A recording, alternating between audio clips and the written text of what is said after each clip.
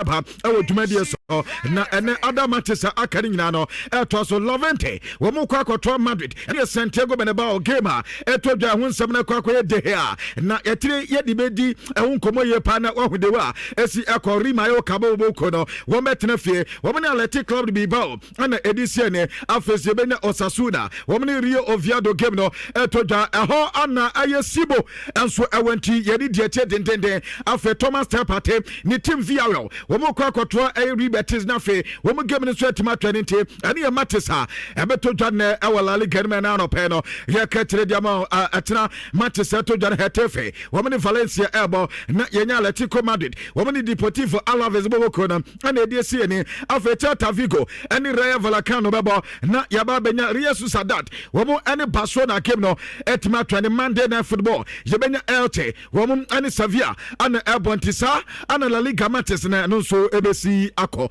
na uche league table ne dia Barcelona boboko ne lead wo mu 49 points ana afa there's a Madrid atosumi no wo mu 45 points afa obenya Villarreal wo mu 41 points wo mu tosumi ansa enani Atletico Madrid wo mu 38 points afa obenya Espanyol Barcelona wo mu tosunum wo mu enso 34 points ansa na 29 points no Real Betis wo mu tosu ensia eba ne ntenato dia Kylian Mbappe as 18 goals Ferran Torres as 11 goals afa Vidat Muruki 11 goals Robert Lewandowski 9 goals Alberto Morero wonu 8 goals ubenya bench din Adi Juan Hernandez wonu 8 goals Rafinha 7 goals Brantan din Adiboja Iglesias 7 goals Julian Alvarez 7 goals Lamine Yamal enso 7 goals na fe wenya bench din Adi Vaslav aya Vinat wonu sum 7 goals eno aya reporter etotwa La Liga na no pe no ya kache de ma Charles Ria ye konkodin koma kakra another piece aboboko no ati Atlanta wo mu abo 1-1 ene ye game atese no so no etotwa ewo aya ma Charles Ria ene matches akade twene odiniti kacho wo metre fie mo ni Inter ana eba na fe no SS Napoli atena fie wo mo ni Sassuolo de ase ani Juve ene Cagliari kacho ana de bekwa kwesi ene ye matches ene betotwa ewo Charles Ria afe Sunday eno ye tenada ene ubenya Parma wo mu ene Genoa ebo afe unya Bologna ene Fiorentina ubenya Torino ene AS Roma na wanya AS Milan no mani Lecce wo mu game net me atwede Monday eno 2 matches na eba so Como bobo konomba kwa wetu SS Lazio no mu game net me atwede ansana Cremonese betena fie wo mu na Ras Bologna wo mu game net me ba so uko eteden Serie eba Inter bobo kona wo mu na LED 46 points le kromo afe de otosumi no AC Milan wo no 43 afe 40 points no ekwa Napoli wo mu tosumi ansa enani ye Juve wo mu 39 points after the same points no anu ebi ekwa AS Roma wo mu tosu enan enum ye Como boboko no with 34 points and come e total ewo Serie A no pato aba ne ntrato a Roberto okay where Lautaro Martinez wano asa 10 goals after Christian Pulisic ekwa 8 goals Kylian Yadels ekwa 7 goals Rafael Leao ekwa 7 Hakan Çalhanoğlu ekwa 7 Abranta Yafana Ricardo Oslani wano ekwa 7 goals Marcus Thuram ekwa 6 goals Mathieu Sule ekwa 6 goals Nico Paz ekwa 6 Rasmus Hojlund ekwa 6 Santiago Castro wano ekwa 6 after Abranta Didier Anastasios Dovikas wano ekwa 6 goals Machu Pellegrino wanu kwa 6 Gift Orban ekwa 6 goals Ansana Kenan aya Davis ansono ekwa 6 goals anom aya ntilato etota awo Terence Ria na mameko German Bundesliga mindi nkoma kakra another Eintracht Frankfurt womene Vada Bremen game no atimi to na game ni ba na we na ya 3-3 ana obi atimi ase ana Matesaka etwende Borussia Dortmund no mo tenafie womene St Pauli ana ebo yebenya FC Cologne womene Menso 5 afe Hamburger SV womene Borussia Mönchengladbach ni enya tiedi Hoffenheim womu any Bayern of Leverkusen afe Hedanium abakwa kwato Wolfsburg boboko no womu game na tima twende na wanya RB Leipzig ko motina fie any Bayern Munich enso abo sa game na 5:30 ana twende afe tina de 2 matches Stuttgart tina fie womu Union Berlin na abo Augsburg tina fie womu Freiburg ese ne entade ya matches total our German Bundesliga uko mo league table no so eno ya 47 points and the club Bayern boboko no Borussia Dortmund atosu mienu womo ekra 36 points after 32 points no ekra RB Leipzig womo tosu miensa ena ye Stuttgart bobo kono womo 32 points waba benya 30 points enu kratie di Hoffenheim after team and dinade Bayern of Leverkusen womo tosu ensia womo 29 points inti sabebe pen and community eba ntrato dia Hurricane ewo 20 goals Dennis Wundorf ewo 10 goals after Haris Tabakovic wono ewo 9 goals Luis Diaz ewo 9 goals Michael Olise wono suno ewo 9 goals waba benya Jonathan Baggett wono 8 goals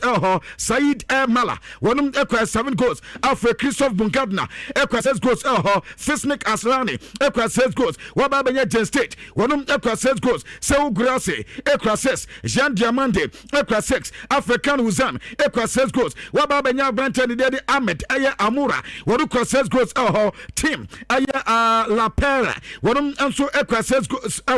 atasa Kamada Jimunyina no ekwa 6 eno benya party 6 womo so nyina ekwa 6 goals wo ha eno ye dia etoja German Bundesliga enano pe no yakatire ede amount. Okay, quickly you free Germany na yanto so France na mame fato ni se weekend we matches eba so French Ligue 1 no match week 18 na the ten say Andra Friday nya 2 games eba so French Ligue 1 no na the ten say Andra team from say Monaco wo metena fi Star Louis Day wo mu so 3-1 edema away side you from say Lorraine na black first Bamba Diang one and the chef first go edema away side you from say Lorraine and wachi Ansumani Fati ebenya equalizer edema Monaco afi black first Gian Victor Makengo eba restore lead no edema team you from say Lorraine and Sana Karim Demani eba third go edema Lorraine team na and Monaco etefi elusu 3-1 edema mo na no penny de wonsem emeti fonya el show no so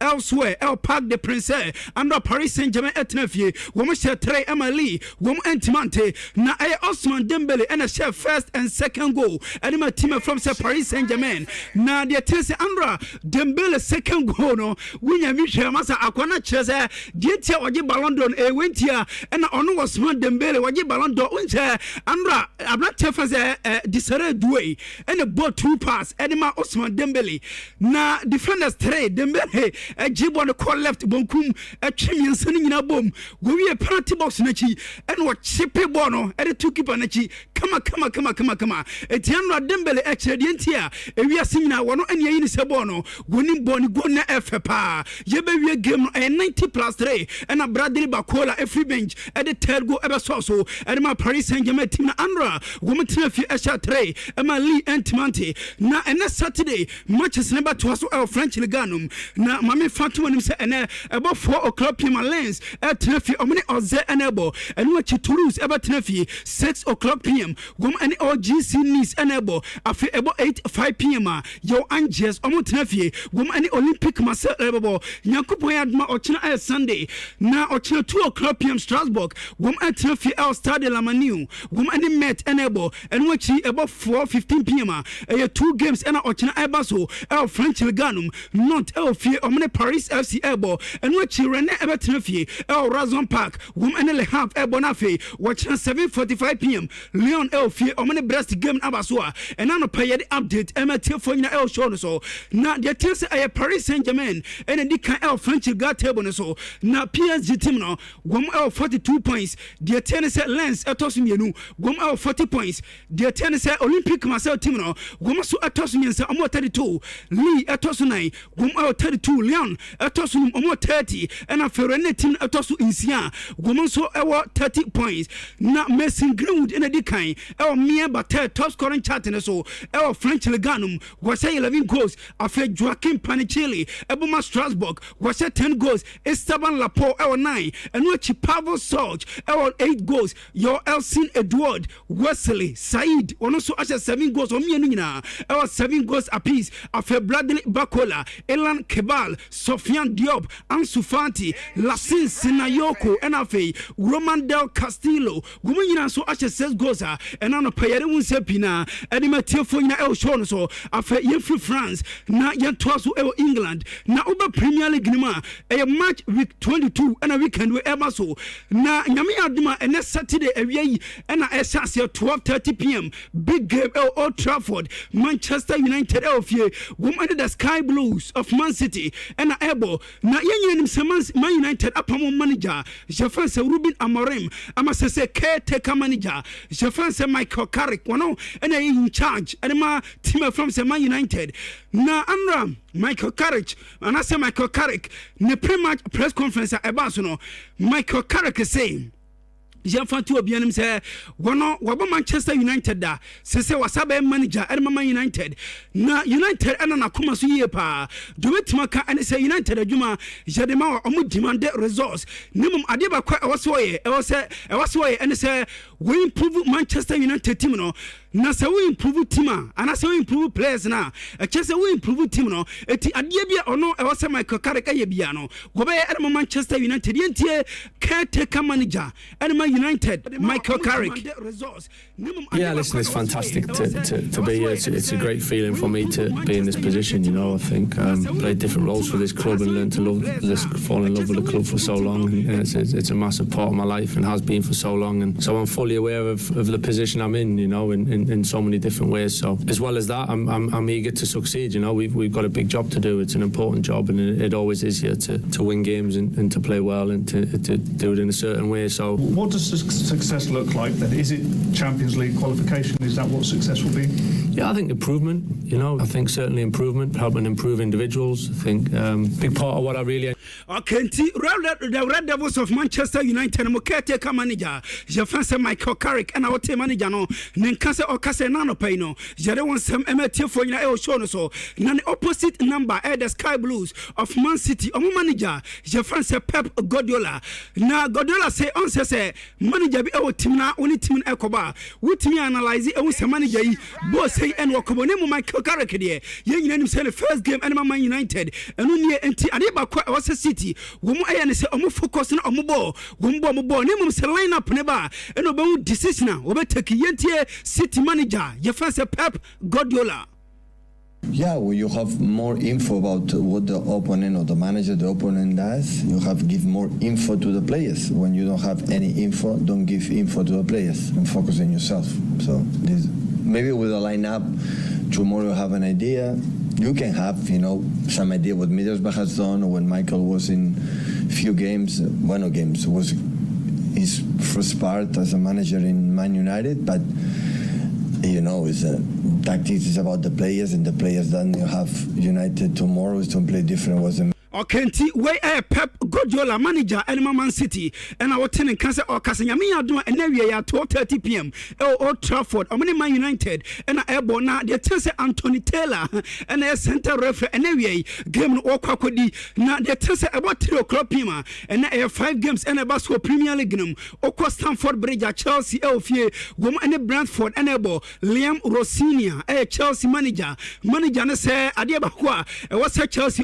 say home record and shara enye enti e was omo create atmosphere e was Stamford Bridge na omo game eyehu nimum game ne de e was Chelsea ewene yente Chelsea manager ye fans Liam Rossinia. Not really in terms of a surprise. The biggest surprises I felt how welcomed I've been. It's honestly the staff, everybody involved in the club here at the training ground at the stadium last night, the players as well. They've made my life very easy. They're a great group to walk into. I think a lot of the messages I've given to the players, they've taken on board. It's a disappointing result and disappointing to lose the goals in the manner we did, but a lot of really, really encouraging signs as well. And I just want to keep that going. So overall, the surprises. Okay, Chelsea manager and our tenant can say obo players and also say woman a human eye for power and found say Chelsea team no woman so 3-2 Edema Arsenal so when a place in Edin Kuma woman encouragement omo catch and say coach ebeye just lost keke and a Chelsea enya nimum Chelsea ebe form to my pefra and no I Liam Rossinia and this handsome atuga na Leeds United ebe tenafi Elland Road woman Fulham and ebo Liverpool tenafi Anfield woman Bob Burnley manager your friend say Anslot was say timer team from say Liverpool wombo UEFA Champions League na elfie womulusu 4 and him team from say PSV no woman last and I say fourth game and I say fourth goal now woman consider editor PSV no dismantle team je from say Liverpool nemum ever since omunya sa loss no game be Liverpool abon omu improve nemu de betima kan and say Liverpool team no woman say improvement et game ne de e was omo we ne yentie Liverpool manager ye fan say Ancelot. No, ideally it's not 11 games unbeaten, it's 11 wins in a row. And that's always where you're aiming for, if that is realistic. It might be for some teams. I think Villa won a lot of games in a row. But from where we were when we conceded the fourth goal against PSV, and then where we are now, I think we're in a much better place. But there's still enough room for improvement. But that room for improvement was there also last season when we were top of the league and top of the Champions League in this period. Okay, the ten can Ancelot manager Animal Liverpool and our tenant can say Casano. Now, Mammy Fantoman say Oko Stadium of Lighter and team from Sunderland Everton F.E. Gom and the Crystal Palace and Ebo after Tottenham Hotspurs Elfie Gom and the West Ham United game in Ebebaso about 5:30 p.m. on Nottingham Forest our City Ground Stadium Gom and the Gunners Arsenal and Ebo Mikel Arteta a manager Edma Arsenal was it Omunim say Nottingham Forest game a difficult pa now if you last season Ebebian Emrebia Gom and Nottingham Forest Ebo our way no a game emodi name Arsenal team way no Gom team bibia eti omode different focus and a co gamer Gom any team from say Nottingham Forest Ebo enano pay no Jere wo sempina ema tiefo ina e show no so eti udi ye tie Mikel okay say Mikel Arteta voice no anya ready there mama fatuma no sinyame yaduma ochina your games ha eba so e Premier League num na the thing say ochina 2:00 p.m. Wolverhampton Wanderers e ofie Gom any Newcastle United and Ebo na for 4:30 p.m. Aston Villa Villa Park Gom any Everton game abaso yanko back near Arsenal Gom manager fence Mikel Arteta. A top coach, really good at what he does. You can see straight away the fingerprints in the team, the way they play, the results that they got against some of the big teams as well, how difficult they constantly making you so experienced in the league. So a very tough match. Yeah, we know that we can only focus on what we can do when the games are earlier. If you have the possibility to see them, you do. If they are later, the same. Nothing changes, but the only focus and the aim is to prepare. Okay, to wait the league leaders, the Gunners, Arsenal, or manager Fence Mikel Arteta, and our team manager in Kana. Yami on Monday, about 8:00 p.m. Brighton and Hove Albion. Woman Tenfi American Express Community Stadium. Gom any bottom of Enable. Na Arsenal and the Dika Premier League table. So Gomo 49 points. Man City Atosumino. Gomo 43. Aston Villa Tosumi and Omo 43. And watch Liverpool Tosunai. Gomo 35 points. Brentford Tosunum. Omo 33. Newcastle Tosunisia. Gomo 32. United Tosun Song. Gomo 32. And of Chelsea team no. Gomo Tosu and Watchia Amosu 31 points. Now the 10 top scoring chart. Premier League no. Ellen Haaland and the Dikai was 20 goals. I go Thiago Ebama Brentford was 16 goals. Antoine Semenyo Ashes 10 goals. And watch Dominic Calvert-Lewin 9 goals. After Hugo Ekitike, Bruno Guimaraes, Danny Welbeck, and after Gian Felipe Mateta. Gumusunya Ashe 8 goals apiece. And on a payer one some Ematifona El Shodo. Well, okay, so now you're training now in Kobakaka, and Crofama. So now, what him say? Dear Tierney, a man for the door na Casa, na Siciano, one tenor, clear opinion, the Jedis in Zidane. Now, reporter, Menseka, Siciano, Oko de Bluesa, and answer the France national team. Yes, Siciano, man making plans, sir, and Jumano, almost so henafe, woman to me, Eddie Amano Natesano, and swear to me, Abuaye Pentin, Kobakakra, Mensa Eka, Siciano, Oko the France national team. I had so paying almost no Eddie Jumano, Eddie Amano, yes, initial steps no man take na initial steps o ma take a o ma ka te Zidane no yes ama Zidane asase atas ne backroom staff for no be adwuma no ene ono ankasa asase ni paying for edin koma atase ese wonya ne backroom staff o betime asa adwuma na se edema the first national team na reporter efi o paying akatem edi aba e odwuma de so na Juve yes o medin nkomo abrante de dedi Jean Philippe Mateta yeso many abrante na di nkomo ye pa ama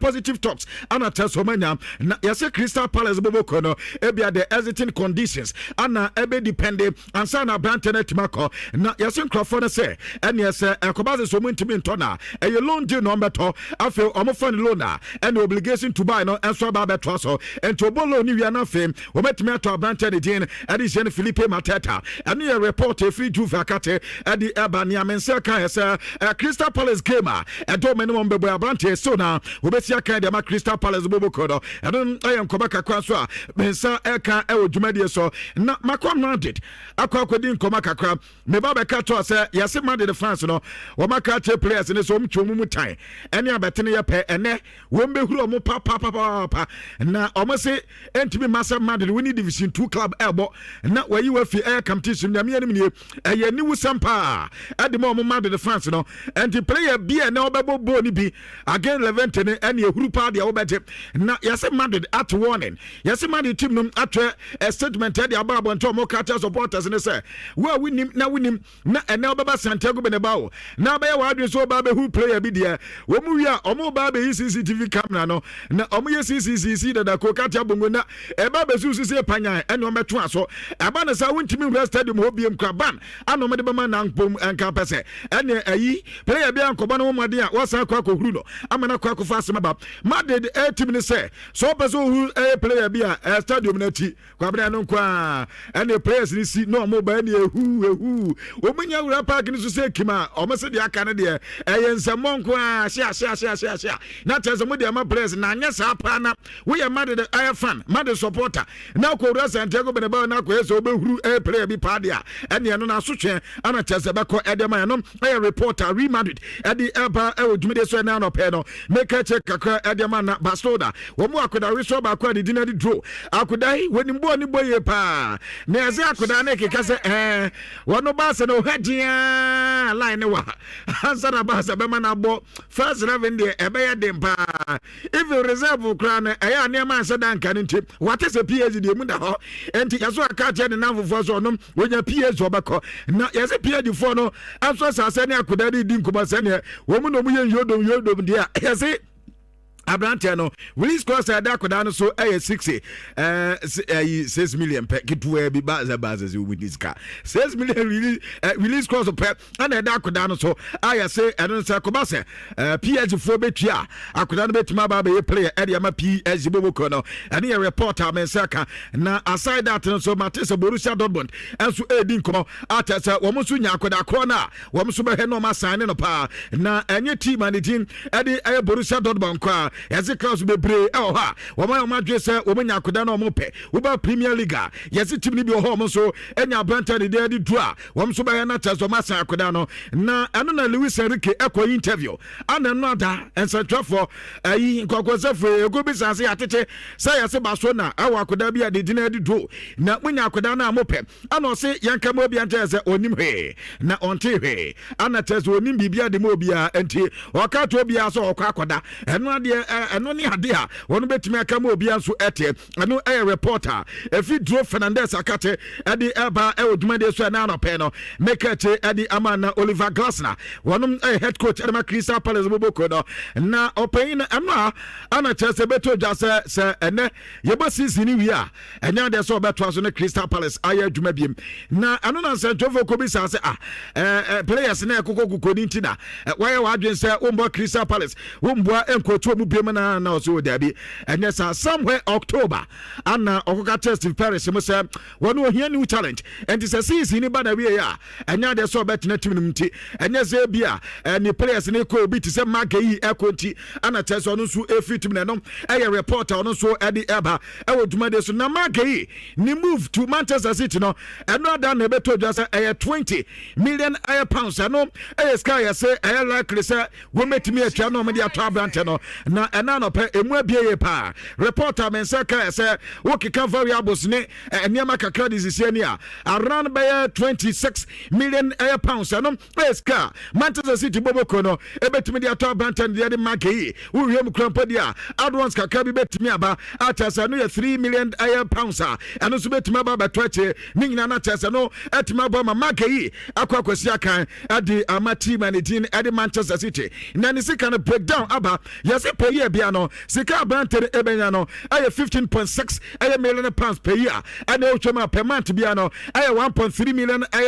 pounds per month and is car banter benya and we have per week bia so dia and no 300,000 pounds a week and is car banter and so eti utimi se sika sam no kama e de ma banter de din e de man ke no so nkoma kakwa reporter mensaka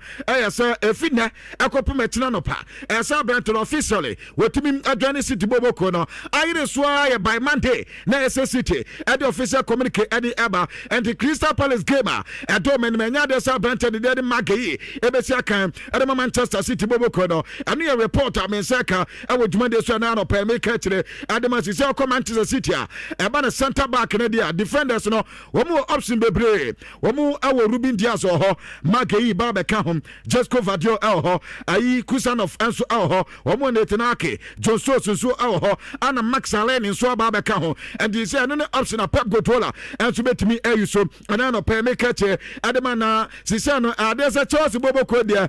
said a man for air defenders you come yes beto na yeah there no answer more per player now per goalkeeper more dia mo per ball playing goalkeeper wabna there per ball play center back yeah no monya pe enti ye coach say we here ball playing center back na almost akoda ba ko ewo aye Olympic Lyon na yes Anjo Maresca aba be ka say ohia bi na wokọ Champions League as it Chelsea said that one shot ho and the Maresca bre so dadada ano mu ja one shot because no mu gidi say dantan come bia on beto player ba ko ba be ka ho na omoto sa player na so munya ba bi enso fix no and to reporter men say ka say ade say ene wokọ Leona wo mu abrante ba ko ho tesa koda na yes ball pa na ade wo mu yes ne contract Rene no to 29 ano ne ade a tese ha adwene kakra beta tese ayo ma adwene se kwankro bia so o mekọ akofa na akoda na ednaba yes 20 years na akoda na enya ene ubo ne dia ba bibia Jeremy jacket ana tese dodo na anso fa na akoda woni boye pa na se nkrofo no penalty na buye and gwabna yeah no 60 million na tese wo budget 60 million euros ana tese on beso mo so manya hwe kra de enya ni 66 million euros so munya ses kana ebe bo ma tese Jeremy ababe sia kan e de ma Chelsea bo ko etumi se wo so wa ye pa san kwankwa ye basikele de ni bidia so no so France wa wo so tuntuma kama wo height no so kama the same thing wo man o mu bibia kama ya se ya pe the only difference between the basikele ya se we wa boniti any difference tese wo ma ja Chelsea so hesa akoda no ebetumi aba na wa ba beboa Chelsea boboko no na ya sister Rene se anya we kwa de se wo man fa na matim bia ne sama ansa na ebiom be ja akoda ni ma wo mo so etimi eja akoda men no report feature sakate e de eba. Okay, young transfer na young first stories ni bi emetie fo nyina e o show no so live on Nhyira 104.5 FM na ye free Europe na yemra Africa ye continent so yenim senya me yadoma and Saturday and afi ochina Sunday and a bronze na se bronze medal game e was eba so and a third place game e was eba so AFCON 2025 num and afi final game eba so nyame yadoma ne and afi ochina na me kai pa ano no pasia and e be story e man say okọ kafa meeting eba so na CAF ESCO members meeting eba so no gom eko take decision nyabe ya do 2028 hwan ene also hosting AFCON na de me say kan say Andra meeting eba so CAF on aso ye no first one the tense member association no go be ya ebai Algeria football federation president wono ko enanti mama enu achi obekam be story ede ma sesam eto CAF for no go ma suspend no enu achi o ma sa fine no nemum Andra meeting someone eto go ko bi nemum de me say kan say Andrew Semoleto say asem hane pa wan kasa what wodi and a meeting no e ba na wie de me say kan say meeting no e last less than 2 hours and omuwie na e ba say Ethiopia for no pese wo mu hosting nyame adoma 2028 AFCON nemum Andrew ayekoye no Ethiopia for no ankasa e chese wo malusu interest e wo nemum de tese South Africa wo ene Botswana wo mu na e ba say omu nyame adoma 2028 AFCON wo me hosting nemum jeme me say kan say Andrew wo mu antimi take decision bia e chese another meeting e ba so ansana CAF take decision country ban e no me 2028 African Cup of Nations e be ma no na wa host e no e update Africa for wo ma so e ba e na no payere wonsem e ma tie fo nya e o show no so na nyame ya doma e na 4:00 p.m. and a third place game e ba so na the Egypt man no wo ene Nigeria e na bo Jalal Jaid from Morocco e center referee na for video assistant referee akọ edema Lalu Ben Braham from Algeria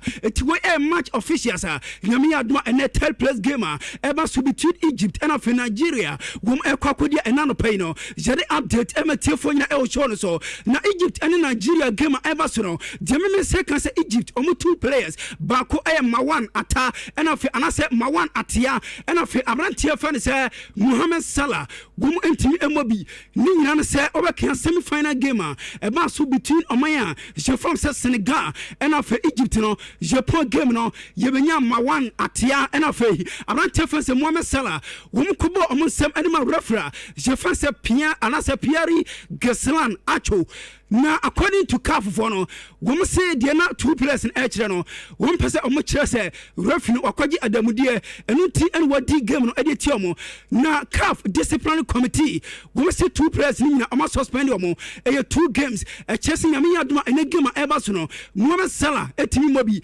enu achi Egypt omo next game e African continent so arate fa say Mohamed Salah enu so ontimi emobi e bad news en ma Egypt mana enano pay no jere won sem emetie fo nyina e show no so na Andra Egypt omo training eba so na Richard de tense unim say Andra Egypt e training omo pejo mani a drone and now so and I say na we crowd the third place game enye first and second okase ko trophy na omunim gentia and I say omunim baby as drone e free na almost speculate and I say speculation na omo ye no gumigidi e pass we dey be ekuta boys Nigeria for na the person omo yesa eti Andra see Egypt omo technical staff no edu baby no omo japa ema akra bi no kra and I say akra bi omo ye ma gese ankoma kwiti training nemom Andra training omo toa so aye nemom eno mu giant eno e kakra e free Egypt goma seba enano pay yere wonsem ematie fo nyina e o show no so nyame aduma ene third place game eba na wie ya jeme se kase nyame aduma o kina ena omo nsabeka omo medals na o kina e Rabat ena first place game ana say final game eba so na yebo final ni wie ena medals bia na e wo se omo ni ma team bia ena for players coaches omo de bema omo eti nyame aduma wo ene obedi third no o kina ena wonsa ebeka medals e Rabat ena no payere wonsem ema tefo nyina e show no so na yeka final game no wonsem nyame adoma wo kina 7:00 p.m. Senegal and Morocco enable a big game na itinerary said ye enoma be sia kunyame adoma wo kina jeme se kan se 3:00 p.m. local time e Morocco ena ombebie gate eno wachi de tense closing ceremony 6:30 p.m. after kick off 8:00 p.m. local time e Morocco eno ena sanity anano pay no jere wonsem pina ema tefo nya el show no so na yewien ukọ Real Madrid de me say kan say nyame yadoma na Madrid ene Levante enebo na your press ni bua omo nyina pra omo ntimi mobi Andre Lunin Eda Militao Antonio Rudiger Ferland Mendy Trent Alexander-Arnold ena Fe Rodrigo women nyina entimi mobi enfama Real Madrid nyame yadoma na we ya yere wonsem ematie fo nyina e show no so live on Nhyira 104.5 FMT Richard obi ani wode a na chese di besi but my gain ne bo of bawo oh there be say nyame adoma June and on contract when we aka 5 months okay the 20 million kula de my gay pa I was English but 3 Lions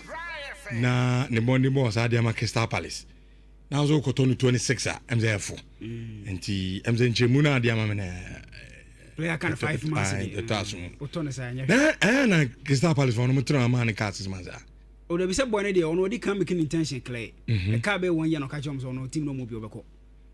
so what you say nti u be hwe kula no ntimi renew na nka jo munya da be renew no ka bia mfimu 20 days e bia nkomodi na course bi bia chesero renew on memana tena anaso like on memana ko so what you say and no but sometimes we betu am nipa na renew ade no no aka che ne say team bia ba e beton ni age cash no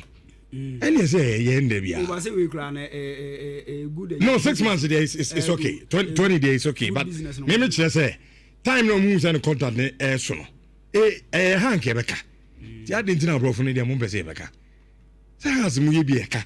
say adentina say o tena ma play eka 6 months difference in say has eka 5 months mo ntimi to play 26 million on be sacred statement about surplus requirement. Okay, into judgment, 4.5